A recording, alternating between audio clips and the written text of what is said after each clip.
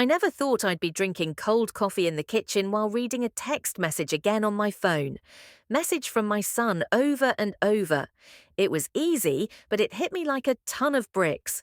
Mom, can we talk? I need help. At first, I didn't understand what he meant by first time. Was he talking about my first time driving alone, filing my taxes, or cooking something other than ramen noodles? As the meaning of the word sank in, I knew exactly what he was talking about. It made me think of when I was his age and was nervous, confused, and afraid of being judged. I sighed, put down my coffee, and texted him. Of course, honey, I'm here, come talk to me. Tyler was my only child, and we had become very close after his father and I split up when he was 10 years old. I'd always tried to keep an open and honest relationship with him, one where he could talk to me about anything. But this felt different. It felt vulnerable in a way that neither of us had dared to explore before he came into the house 20 minutes later. He looked like a little boy again, nervous and unsure. I was sitting on the couch waiting for him, and when he sat down across from me, I could feel the tension in the room like a fog. I don't even know how to start, he mumbled, his eyes fixed on the floor. You already did, sweetheart. I gently told him, I'm proud of you for reaching out. He thought for a moment and then said, I think I'm ready to be with someone, but I'm afraid I'll mess it up. I've never done anything like that before, and I don't want it to be terrible, and I don't have anyone else to talk to about it. His words spilled out in a rush, and when he was done, he looked like he wanted to disappear. I sat silently for a moment, letting him breathe. I knew this moment mattered not just because of the topic, but because of the trust it took for him to come to me. Well, I began carefully. First of all, I'm glad you came to me. That takes courage, and I'm not here to judge or make things weird. I'm here to help you feel safe, smart, and respected in whatever choices you make. He let out a sigh as though he'd been holding it in for days. I want it to be meaningful, he added. And I don't want to feel like I'm doing something wrong. There's so much pressure, and I've seen how people talk about this stuff online. It all just seems so fake. That's when it hit me what he really needed wasn't instruction or tips. He needed reassurance, guidance, a level of emotional understanding that the internet, his friends, and even his dad couldn't give him. We talked about relationships, boundaries, communication, and respect for himself and the person he shared that experience with for an hour. I told him that the first time isn't a magic switch that makes someone mature, but rather a step toward understanding trust, emotion, and vulnerability. I honestly answered his questions, not clinically, but carefully, like a parent who wanted her child to go into the world without fear or pressure, but with self-awareness and confidence. Then he asked something that really caught me off guard. Would it be weird if I practiced how to talk about it with you? I asked with a raised eyebrow.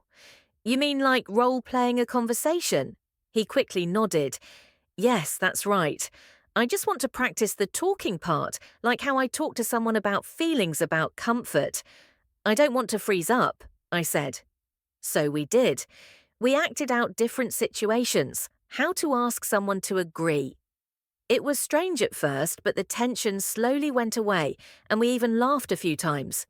He said it was the first time he had a clear picture of how emotional link really worked. Over the next few days, he talked about it another time. Tyler seemed different, not in a bad way, but in a way that showed he was thinking about things. He was calmer and more open. Upon returning from school, he told his mother, I really did talk to Emma today about how I feel.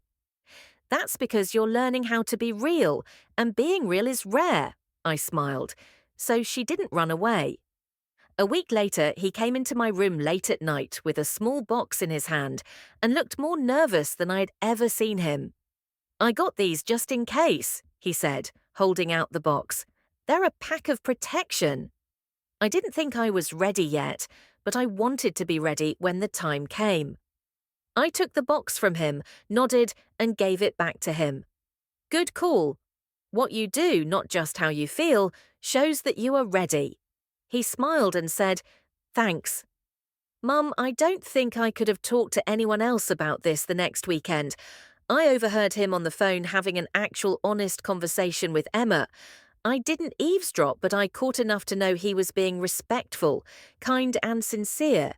He was setting boundaries, asking for consent, and most of all, making sure she was comfortable with every step. When he hung up and came to say goodnight, he gave me a hug.